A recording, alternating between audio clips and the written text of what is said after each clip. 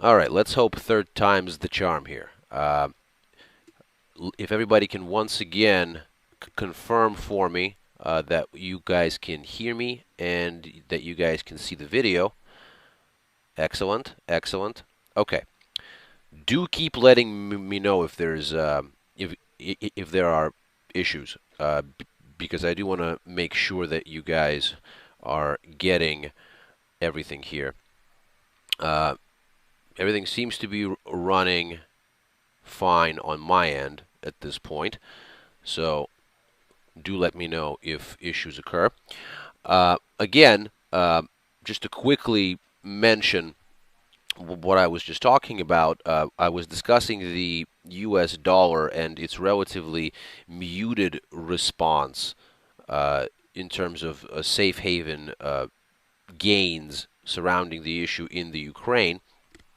Essentially, I think reflecting overhang from the situation that we still face this week vis-a-vis U.S. event risk. Uh, Not surprisingly, the dollar up against most of its counterparts, but certainly the gains somewhat muted relative, most importantly, uh, to some of the majors. So we see that the euro is obviously down. Sterling, though, holding up rather well, obviously. We saw it down a little bit earlier, but we can see sterling is holding up reasonably well. The dollar slightly higher against the franc, but really the action is right here in dollar yen, which is, of course, not surprising. We've seen many times in the past when we get these kinds of risk aversion situations that the yen will tend to outperform the dollar when haven is sought, essentially as carry trades are unwound. And of course, the U.S. dollar has become less and less of a funding currency for carry trades, essentially meaning that people have borrowed in dollars to finance purchases of higher yielding assets less and less as the Fed has started to essentially back away from the heights of monetary stimulus that were sort of reached before it started to taper asset purchases. And of course, in Japan, we don't have that story, right? In Japan, we still have very much a dovish central bank aggressively stimulating the growth of the money supply. So at this point, it would make sense, naturally, for people to prefer the yen as a funding currency. And so much of the sort of risk aversion driven carry unwind, not surprisingly benefiting the yen disproportionately relative to the US dollar. Sort of a dubious honor, but nonetheless, the yen is certainly seeing quite a bit of strength on that. Now, if we take a scan at the rest of the landscape here, here are essentially what S&P futures are doing. This is, of course, the SPX 500 CFD, which essentially tracks S&P futures, and you can see tremendous risk aversion here.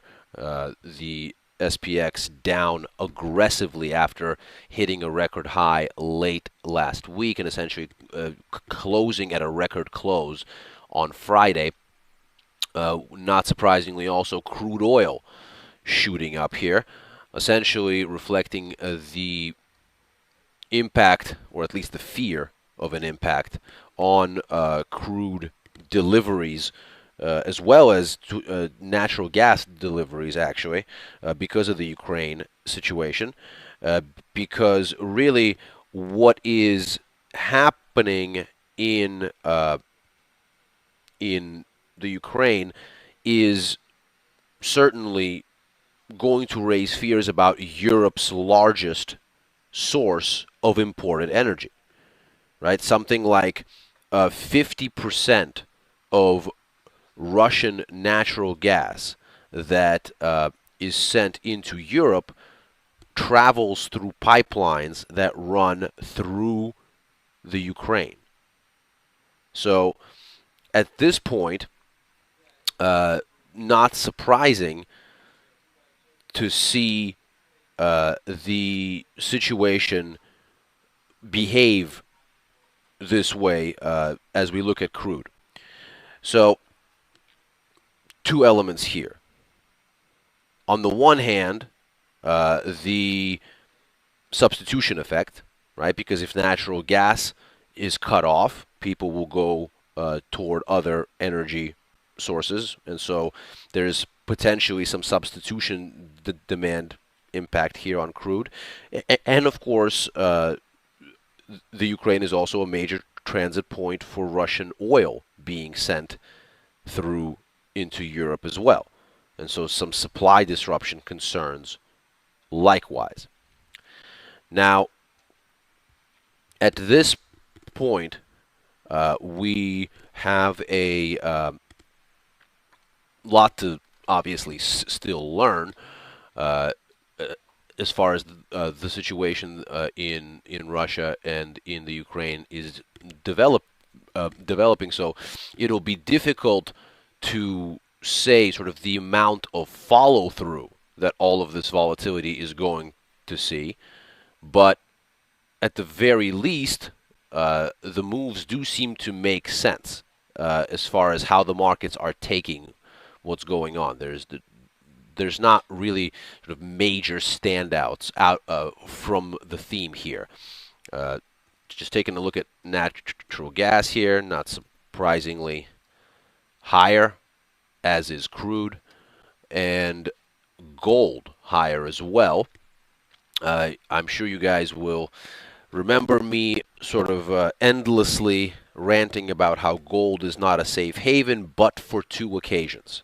And really, this is one of those occasions. And the sort of view broadly that I have of gold is as a haven of alternative value. So essentially, when you're concerned that paper assets as a group may be devalued, you look at gold as alternative value. And by paper assets, I don't just mean currency. I also mean things like stock, things like futures contracts, what have you, right? Any sort of wealth expressed in terms of a piece of paper or any sort of value. And essentially, what we're looking at here, I think, is one of those scenarios where geopolitical risk is creating uncertainty about valuation and the proper functioning of markets, certainly, in some parts of the world and potentially in others. And if indeed the situation causes a market disruption, and that disruption causes a problem with essentially market function and price discovery, then something like gold, which doesn't depend on markets necessarily to derive its value, right? Because it has physical value, as opposed to, let's say, a gold ETF, which actually doesn't have necessarily physical value, but without markets to value it, of course. But physical gold does not necessarily require for there to be financial markets and for those markets to be functioning normally in order to sort of be of value.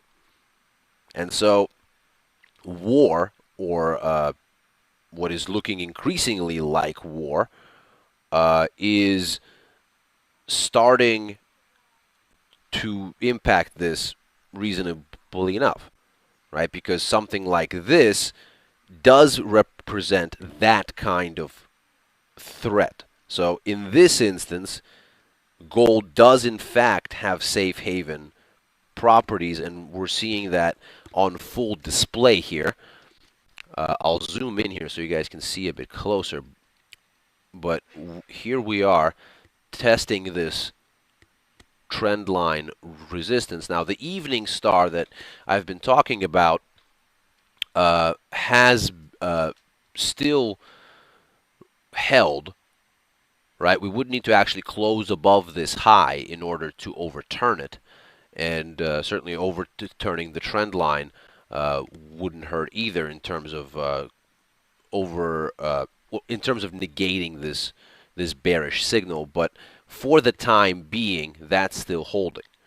So for the time being, the broad outlook on gold still favoring a hold of this line, I think, and a turn lower, which actually brings us directly to those parts of this week that are forecastable, that we can discuss, unlike the crisis in the Ukraine, where obviously the parts are shifting very, very quickly, and we don't really know exactly how it's going to, of course, develop over the days ahead.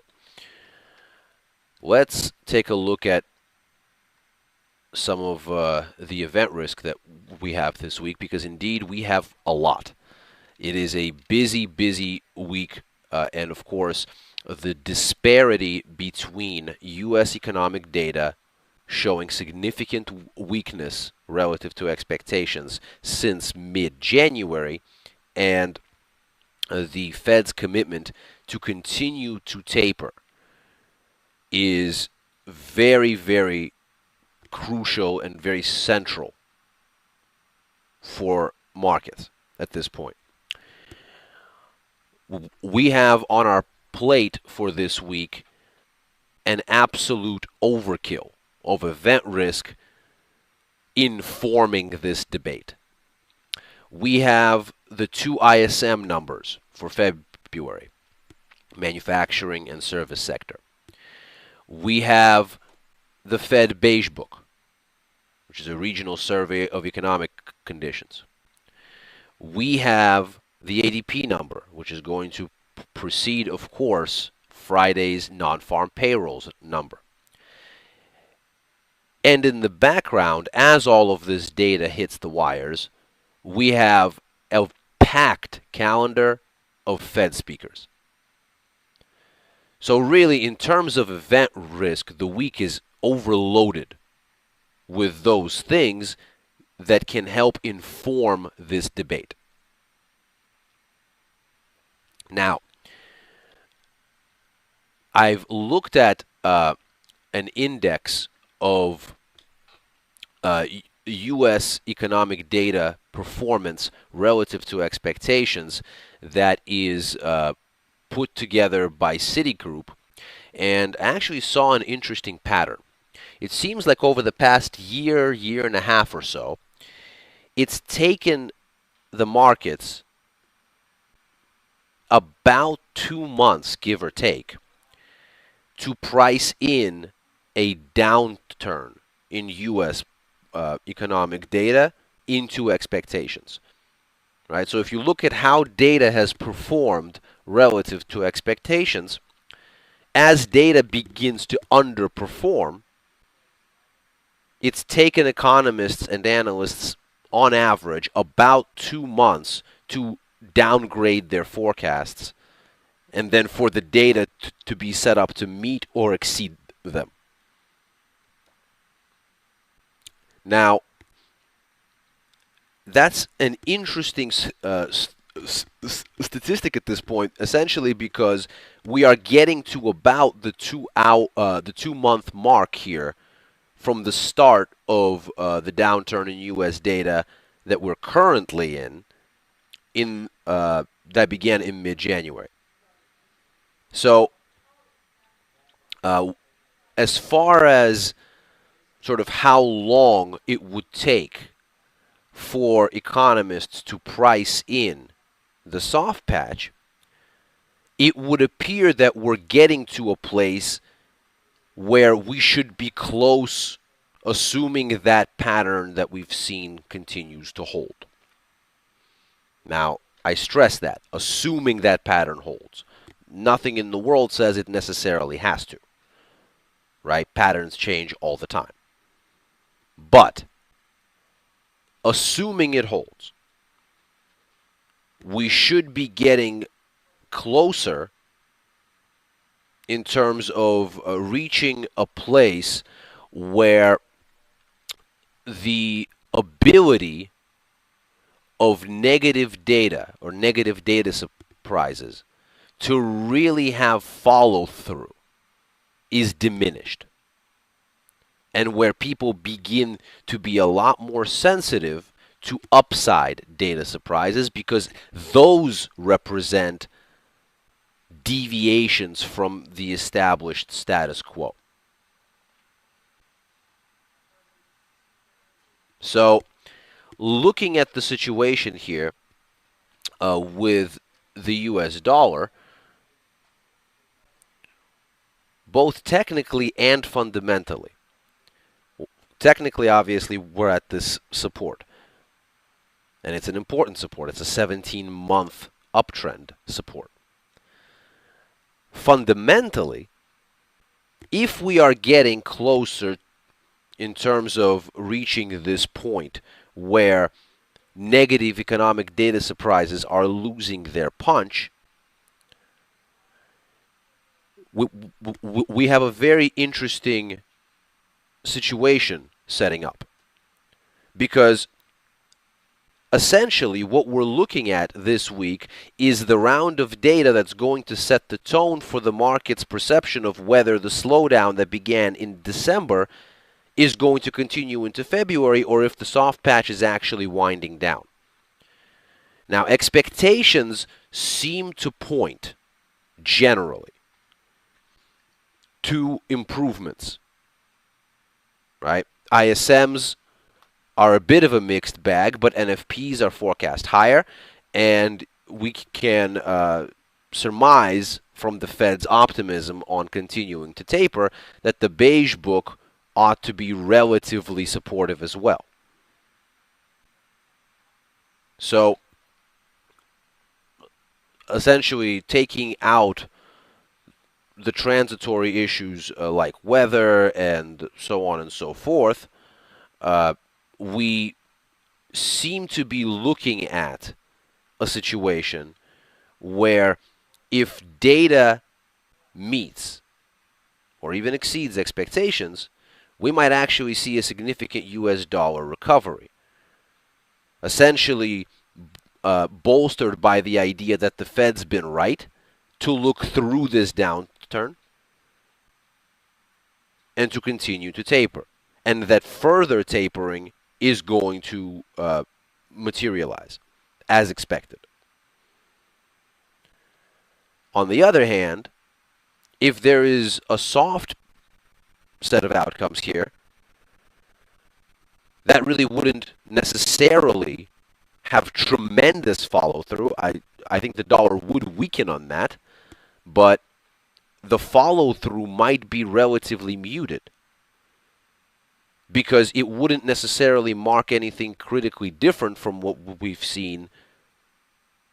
And if indeed the negative news flow is becoming increasingly baked into the markets, then we might not get a whole lot of dollar selling beyond what we've already seen. So we've certainly approached a critical sort of threshold here. Now, aside from U.S.-based event risk, we also have a tremendous amount of event risk from elsewhere, And the first thing I want to look at is actually the euro, and we do have really the bulk of event risk for the euro area front loaded this week with the advanced set of PMI numbers from the Eurozone getting final revisions tonight. So we're going to see the revised set of manufacturing PMIs, most significantly for Germany and the Eurozone. And we are going to, on Tuesday, then transition into the services revised PMI numbers as well as the composites. And so as we look at this, we remain focused not necessarily on the headline numbers, but on the price indexes within those PMI numbers. Because as I've mentioned before, just like the ECB was unlikely and unwilling to move beyond its mandate and tighten monetary policy when it seemed like that was the right move growth-wise, because inflation was anemic, so too they are likely to behave again. Right? We've seen this time and time from the ECB, where they look at soft growth, but inflation is elevated, so they don't ease. Or we've seen chipper growth, but anemic inflation, so they don't tighten. Essentially, the latter scenario is where we've been for going on almost a year now, where inflation has really become increasingly anemic, even as PMIs have recovered, most of the growth indicators have recovered, the Eurozone recession has ended, and really indicators of activity are starting to look a whole lot more positive.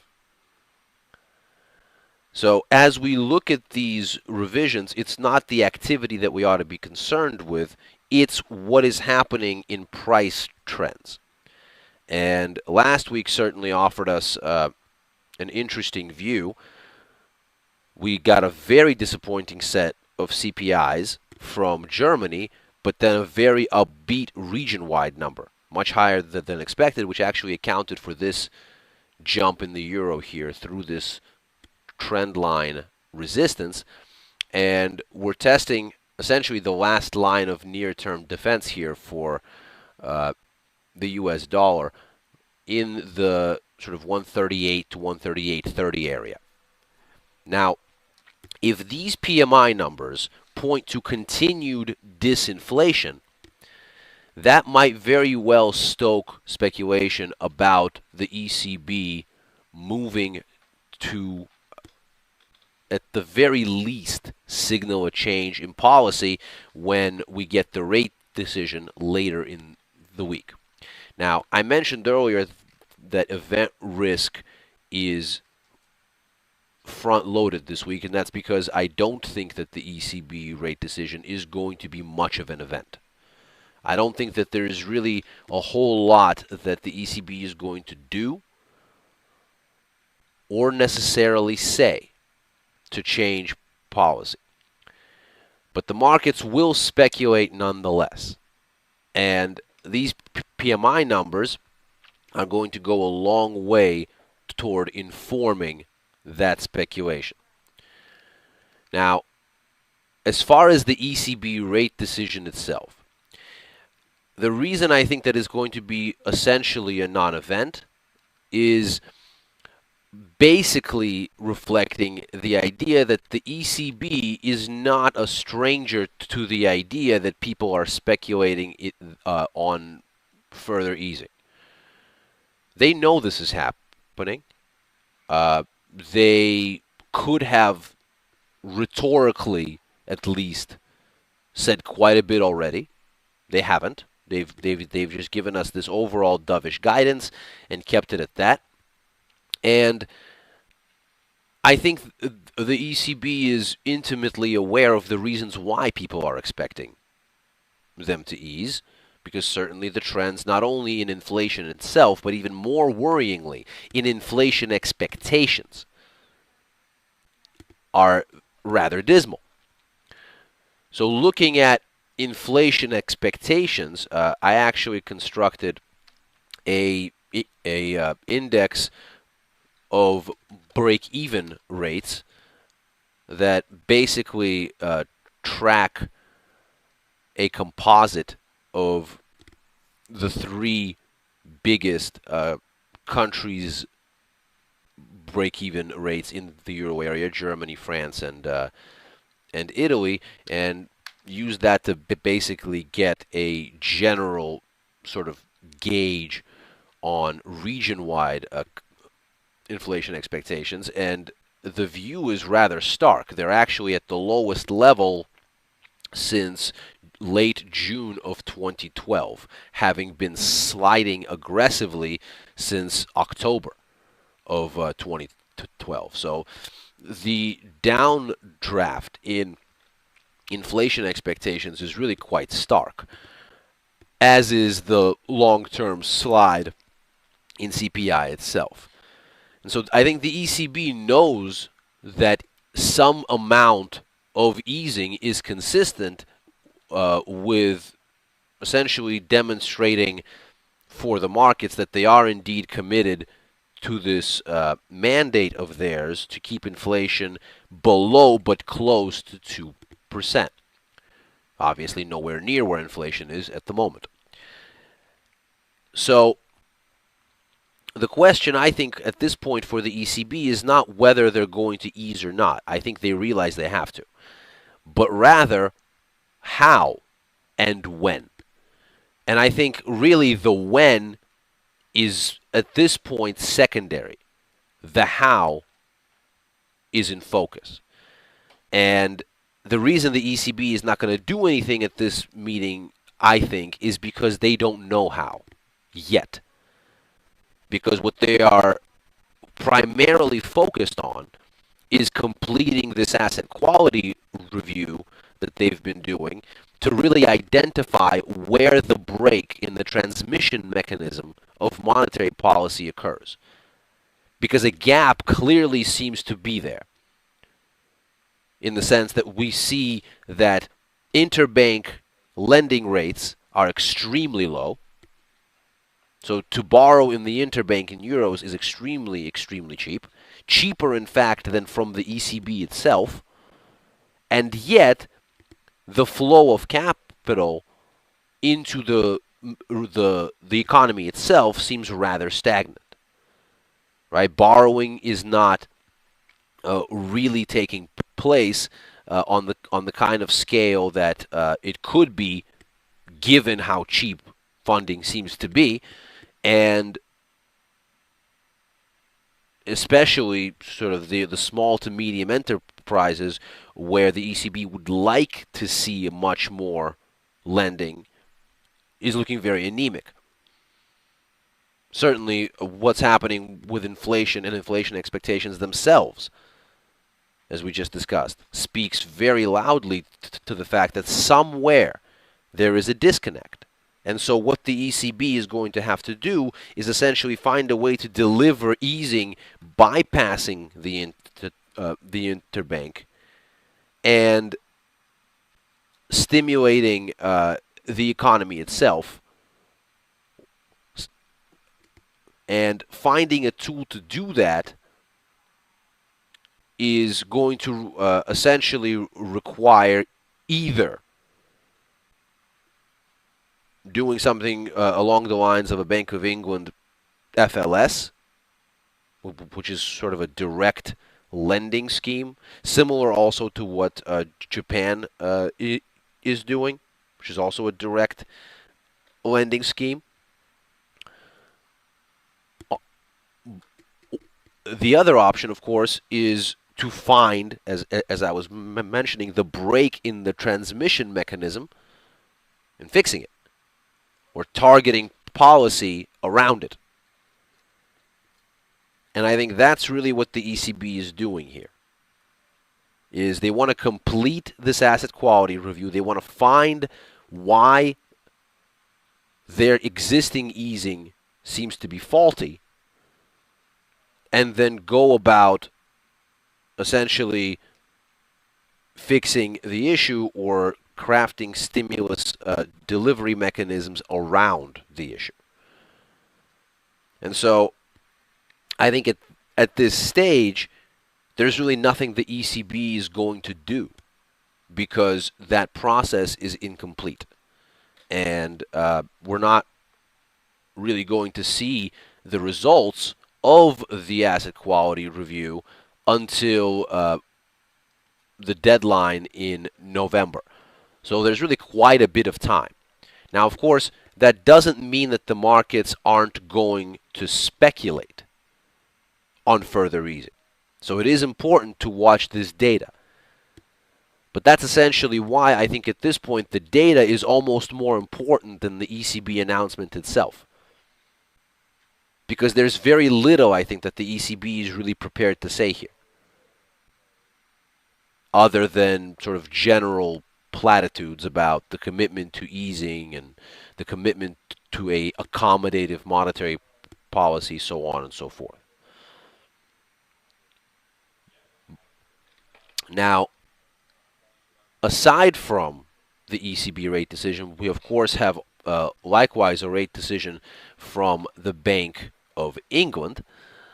I don't think we're going to see much there. That's typically been a non-event recently, with all the action essentially happening surrounding the release of minutes from meetings as well as the quarterly inflation reports.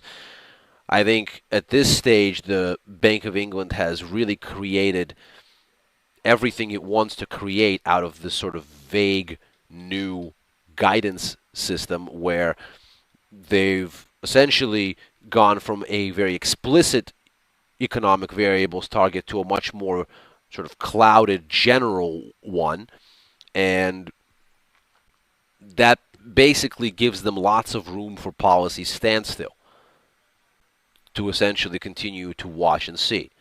So I don't think that the BOE rate decision is really going to offer us much in terms of a directional catalyst. We also have a rate decision, of course, from the Bank of Canada. And as you can see here, the price action in dollar CAD has been somewhat choppy lately. We seem to be essentially sort of puttering around between 109 and 112 without really much in terms of directional conviction.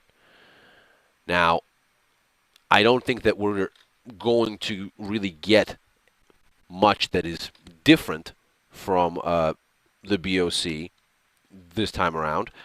And so the catalysts here likely to actually be on the dollar side of the equation. In fact, if we look at what the markets are pricing into expectations at this point, they're pricing in no change or a zero probability of change for the BOC rate decision, and no policy changes for Canada over the coming year.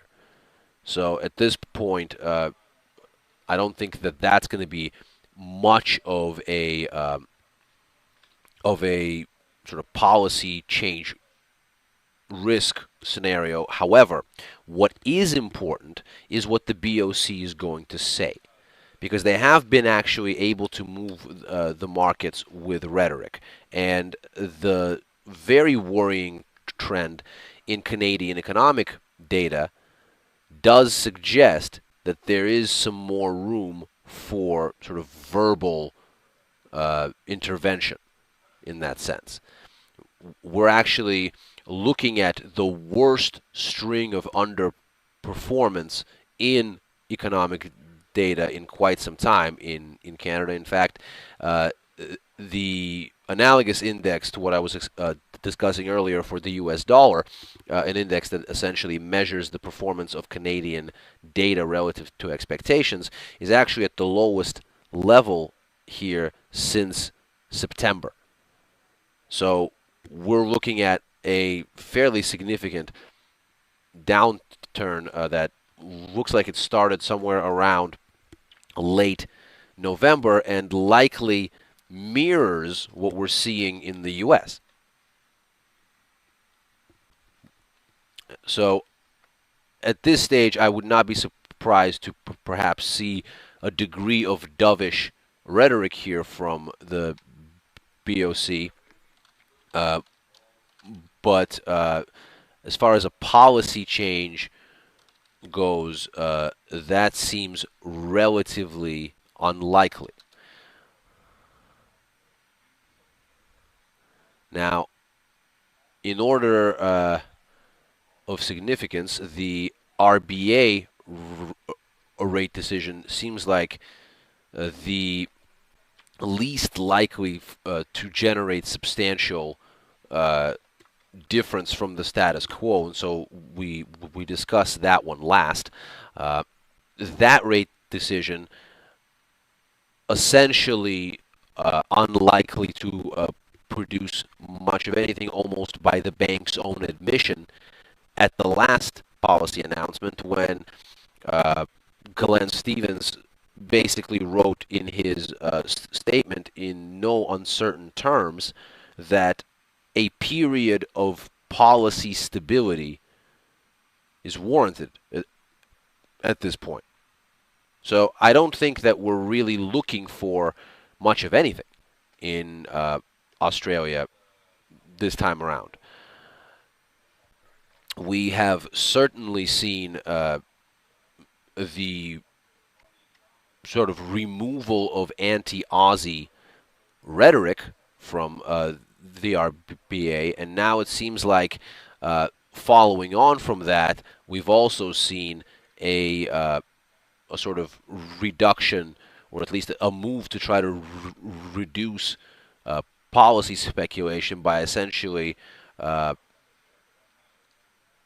sort of tying up the status quo in the minds of investors as something that is going to stick with us for a while. And I've linked there for you guys the weekly forecast that I wrote on the Aussie for this week, where I sort of elaborate on this further, if you want to take a look at that.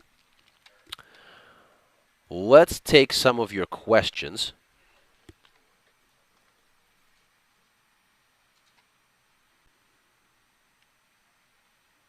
One guest is saying many hedge funds and big finance companies entered long euro-dollar positions in the long term.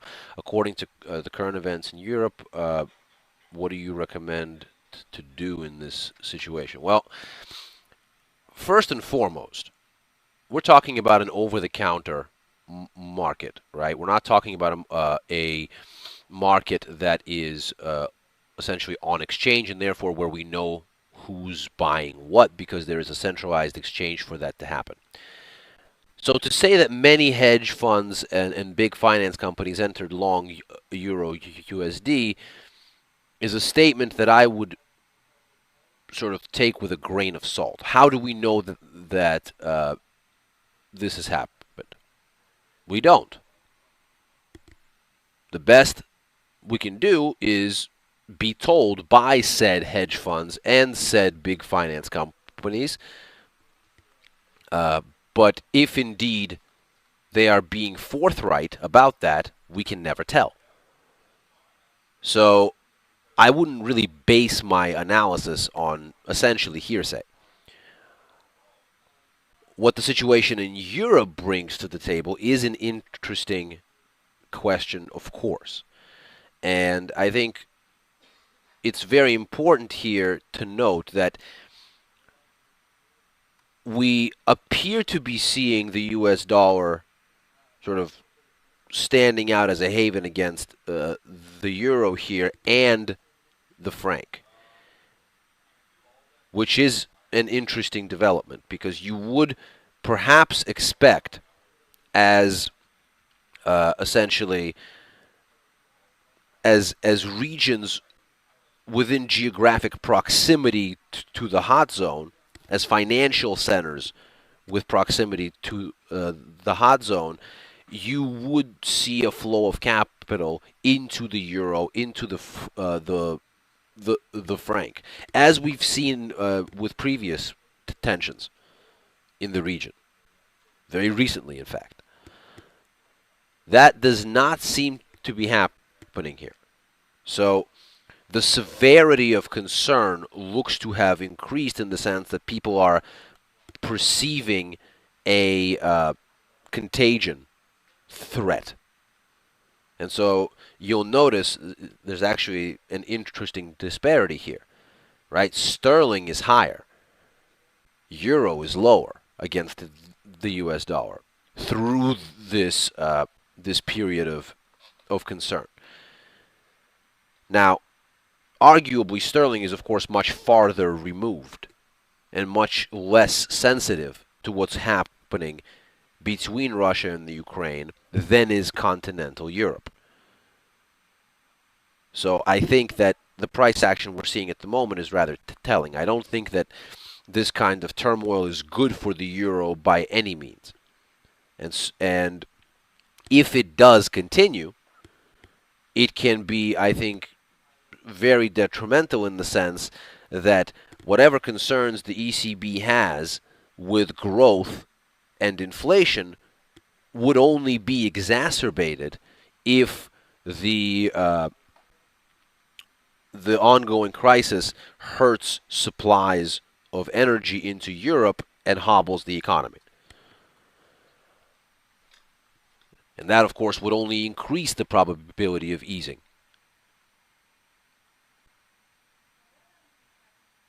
So, at this point, it looks like the euro is not sort of being a regional haven. It looks like it's more so concerned and is taking the situation negatively in a muted way, arguably. Right? Euro is not sort of being aggressively sold here. Dr. Ken is asking about Kiwi dollar and saying the present data is positive in the opening trading. What is the possibility for it to go lower? Well, the Kiwi is actually down, as you can see here, on the day, and that's, of course, not surprising.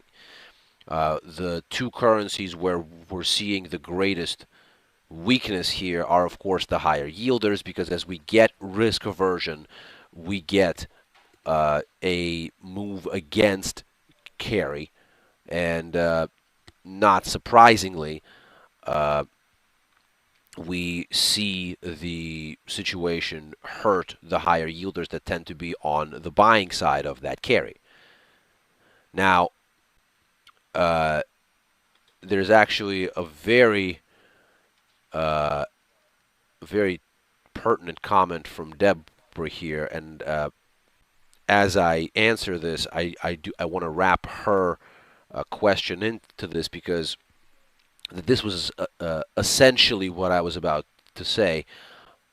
Deborah is saying going long Kiwi yen seems to have great risk-reward potential given upcoming rate hikes from the New Zealand Central Bank and the recent rally for yen given the Russia-Ukraine developments.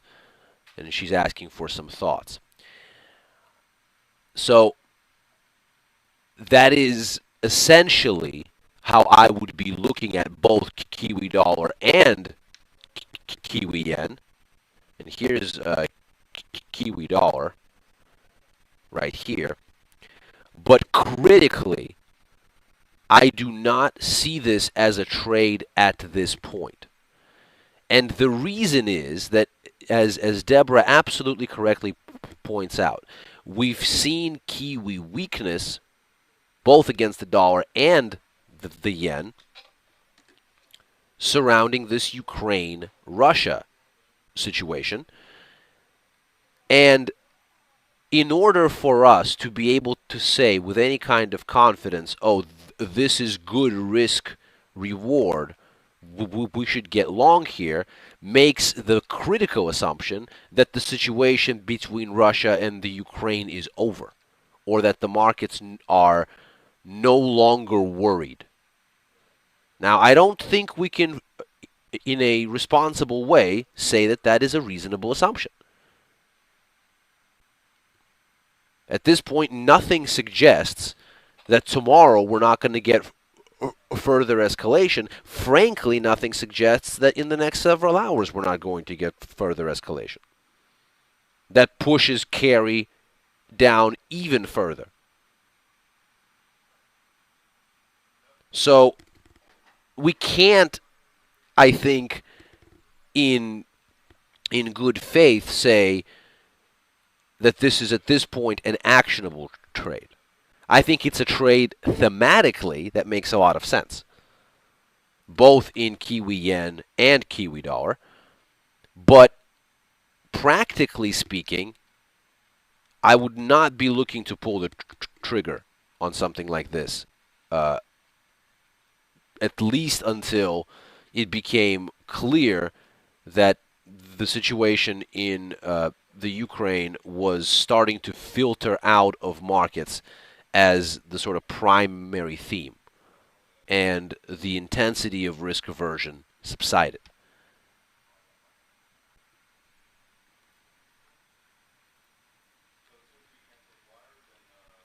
Let's see. Getting a bunch of questions about the franc. So let's take a look at the franc here. Asking essentially what I think about dollar Swiss in the long in the long uh, term, and how that sort of reflects uh, and is reconciled with the S&B's commitment uh, to essentially defend the floor on Euro Swiss. Well, clearly, we've seen the franc strengthen aggressively alongside what we've seen in the euro, as a matter of fact.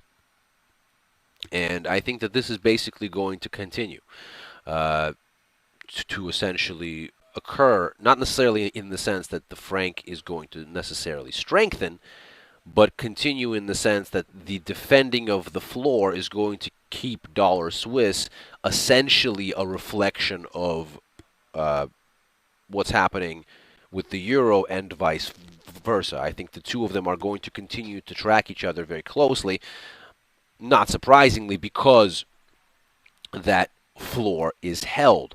Now, we saw some interesting data out of uh, the Swiss economy last week, but notably it did almost nothing, right?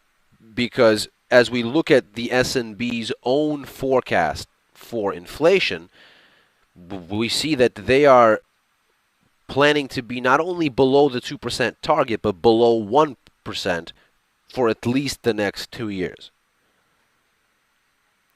And so nothing is likely to change here in terms of the franc itself.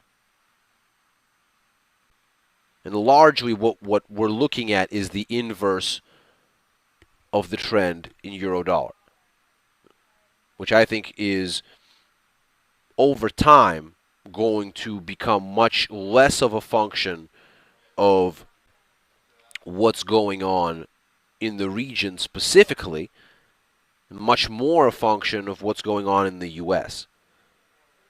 Because what seems to be occurring is a very clear policy divergence between the Fed, the S&B, and the ECB, where the S&B and the ECB clearly look more dovish. Even if the ECB does not move to ease, as I believe they will. That keeps them at standstill at a time when the Fed is going the other way. And so both of these currencies, both the franc and the euro, I think are patently vulnerable here. Now, obviously, we don't have a reversal here yet, so I don't think this is by any means an actionable opportunity to buy dollar Swiss. But with that said, I would not be looking to short it either. And so I'm actually looking for opportunities to enter long, as I am looking for opportunities to enter short euro dollar as well.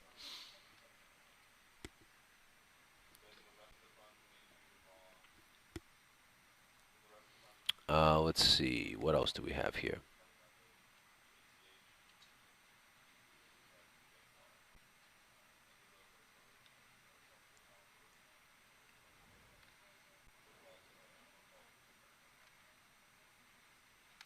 Chris is asking if I can recommend a good book that goes over the link between treasuries and rates and bonds, and how they sort of link with FX. Really, any good book on FX markets, and I stress good book, should be talking about rates because, of course, those are the primary sort of source of where a currency derives its value. Uh, there's not a specific book that I would point out. If I were you, I would honestly start with searching out resources online. I think that you can really find a tremendous amount of information on this online, uh, and not have to go and read a textbook essentially. But if a textbook is what you'd like, um, and and again, I say textbook because a lot of the sort of lighter books on the subject of FX tend to be sort of more so focused on trading strategies rather than sort of explaining the inner workings of the market. And frankly, quite a few of them tend to be fairly gimmicky. So I wouldn't necessarily look for deep insights there. I would more so look at an international economics uh, textbook, and a good one was written by an economist called Maurice Obstfeld. Uh, it it's not something that is light reading by any means. Uh, it's essentially a textbook, uh, but it will explain sort of the inner workings of the connection between rates and exchange rates, at least in theory, right? Right. I mean, when we talk about sort of the practical application of economics, uh, theory is theory, and practice is often not exactly the same. But at the very least, what theory gives us is a framework through which those people acting in the markets are trying to interpret them. So although the markets will tend to deviate sometimes, uh, and that's normal. If they didn't, we wouldn't really have an impetus for speculation, and then exchange rates would never move. But at the very least, what the theory does is it shows us how those people that are actually, uh, and those institutions, as a matter of fact, that are actually moving markets, sort of what their framework for understanding is. And although reality is not going to necessarily mirror that framework, at the very least, we can get a sense of the moving parts and how those people who are moving markets expect them to behave. And that is, of course, very powerful information.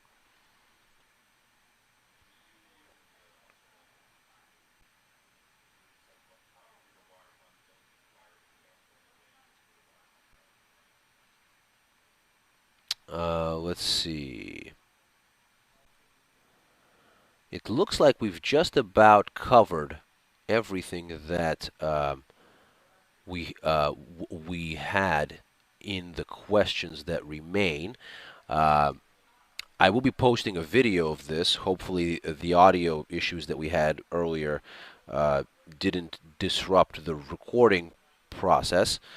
Uh, so what we'll do is, if the video is not sort of terribly disfigured by the technical issues that uh, that we had, uh, then I'll go ahead and post it.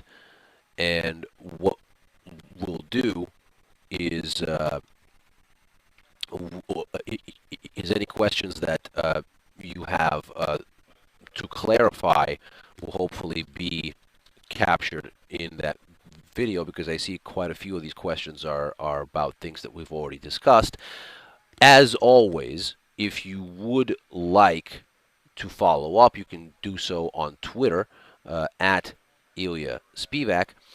And if you would like to sign up for my email distribution list, you can do so here to receive all of my articles directly. Thank you, everybody, for joining me. I will be back with you for the long-term U.S. dollar outlook, as always, later in the week, as well as our trading Q&A on Friday. In the meantime, good luck out there. Be very careful. Take particular care this week. It is very busy with lots of potential pitfalls. In the meantime, take care.